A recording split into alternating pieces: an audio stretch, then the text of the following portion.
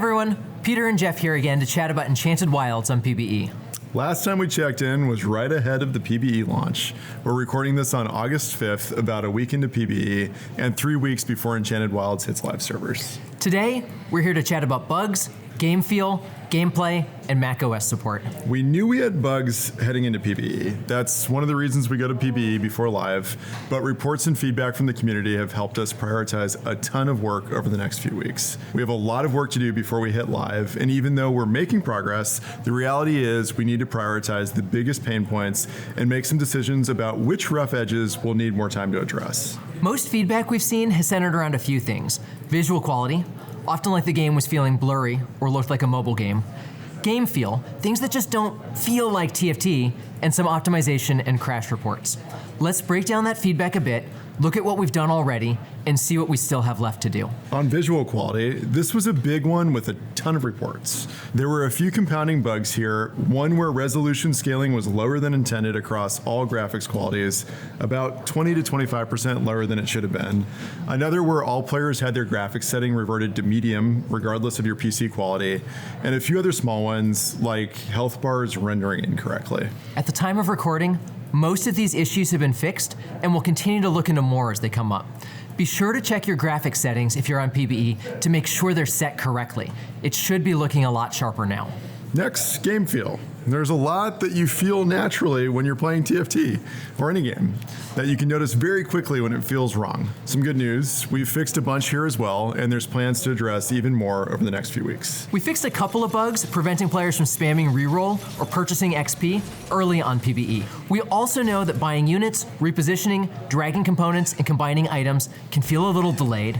Team planner icons are loading a little slowly in some cases, and players are also dealing with a bug preventing last-second repositioning. These issues can make a roll down or reposition outplay feel way more stressful to pull off successfully, and we're doing our best to make sure they're addressed before players start to climb in ranked on live. There's a bunch of other issues being tracked, like gold not properly flying to your tactician after a few rounds, some delays when scouting, augment icons looking smaller than they should, and some missing VFX and sound effects that make things feel a little bit less snappy than before.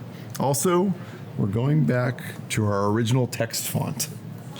We don't have time to go over all of the bugs being tracked and squashed on a daily basis, but like Jeff mentioned, the team is extremely hard at work, but don't expect everything to be fixed right away on live. This migration has been a huge undertaking, and we're working on the most pressing issues impacting players on PBE before we move on to some of the smaller bugs that are just kind of annoying, things we call ear flicks in our line of work. Things like the quality of VFX on loot orbs are an example of that. We're prioritizing game-impacting bugs first, then moving on to those polish issues in later patches. One of those more pressing issues, though, has been crash reports.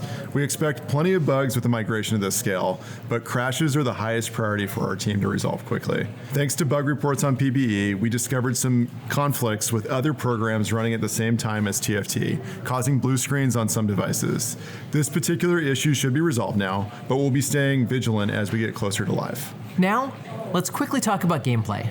Despite some new bugs related to our migration, like one player hitting Prismatic Destiny into Prismatic Destiny Plus, into another Prismatic Destiny Plus into Hedge Fund, thereby completely destroying TFT's economy forever, feedback on Enchanted Wilds gameplay has been inspiring, and we've been really enjoying watching players explore. We've seen a lot of love for Pebbles, players optimizing one-cost orange quest to print artifacts, the heated rivalry between Kha'Zix and Rengar, and some split opinions on finding the right Lux to cap out your board. We'll be keeping an eye on her to make sure she's driving interesting endgame decisions rather than frustrating randomness. The team put a ton of work into making sure the trait web was engaging and that Wisps felt fun and clearly came across as a meaningful evolution from Charms.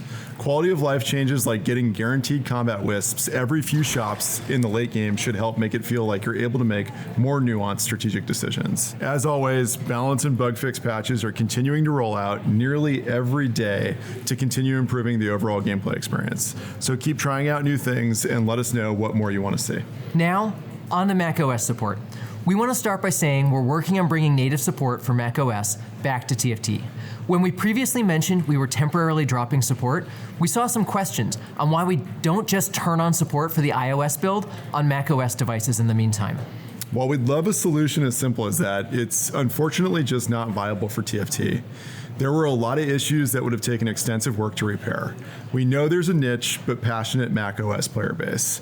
When we look to support those players, our goal is to make sure we do it right. We can't give an exact estimate yet, but since our team still needs to go through a few steps, after which we'll be working on UI and UX, rendering tech, input support, and a lot of QA. But we're working diligently to bring back native support while Enchanted Wilds is still live. We know this may sound familiar, but a migration of this scale is a tremendous amount of effort, and we really appreciate all of the feedback, support, bug reports, and even the comments asking us to just fix it. I mean, that's the plan. One day at a time. But please, keep sending those reports through. Whether it's on our community Reddit, Discord, or in a comment below, your feedback is incredibly helpful. Thanks again for all the support. We're going to get back to work, and we'll be seeing you all soon.